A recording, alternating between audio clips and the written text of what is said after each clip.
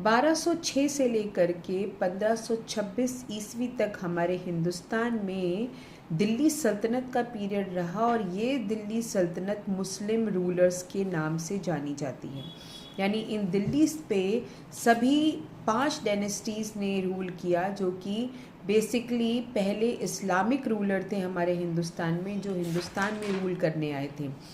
इन 5 dynasties में पहली slave dynasty जिन्होंने 1206 से लेकर के 1290 तक यहाँ पे रूल किया। दूसरी थी खिलजी डायनेस्टी जिसने 1290 से लेकर के 320 तक यहाँ पे रूल किया। तीसरी थी तुगलक डायनेस्टी जिन्होंने 1320 से लेकर के यहाँ पे 1414 तक रूल किया।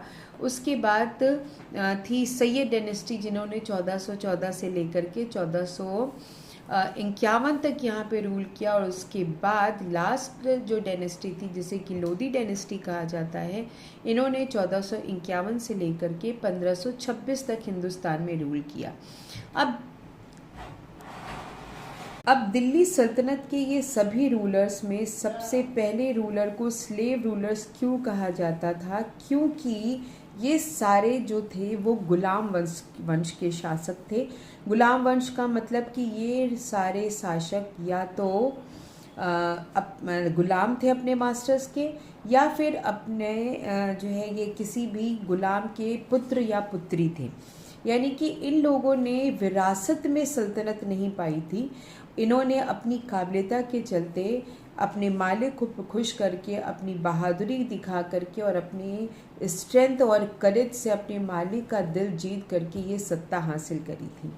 इसलिए पहली डायनेस्टी को स्लेव डायनेस्टी कहा जाता है। स्लेव डायनेस्टी के पहले रूलर मोहम्मद गौरी, उसके बाद कुतुबुद्दीन ऐबक, फिर इल्तुतमिश, उसके बाद रजिया सुल्तान और लास्ट स्लेव डायनेस्टी के रूलर जिनका नाम बलबन था। तो बलबन तक जो स्लेव डायनेस्टी था वो बहुत ही फ्लॉरिश और बहुत ही फला फूला।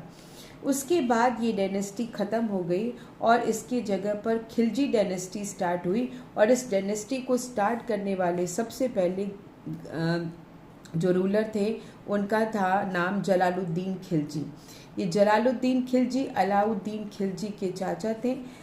और जलालुद्दीन खिलजी एक बहुत ही बेनोवेलेंट रूलर थे, यानी कि खून खराबा इनको बिल्कुल भी पसंद नहीं था।